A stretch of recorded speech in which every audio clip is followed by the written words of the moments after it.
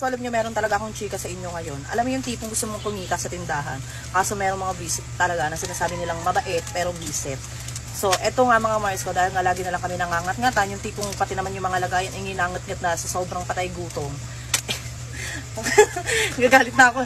So, sa sobrang, ewan ko ba, talagang ngat-ngat sila kahit nakatabi na talaga yan. Kaya naman, eto mga Mars ko, umorder na si Jowa netong Rodent Control, Kill Rats and Mice. So, itatry namin to ngayon para siyang, alam mo yung, di ba ng ano, 1-2C? Gusto siya 1-2C, B.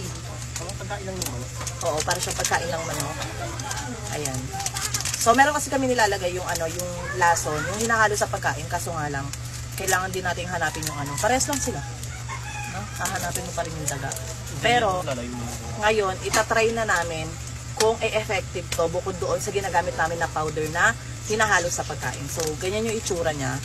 So, syempre mag-update ako kung talagang effective to, diba? Ganyan mga Mars yung itsura niya. So, itatry na ni Jowa ngayon yan, kahit maaga-aga pa kasi meron talaga mga peste, kahit umaga.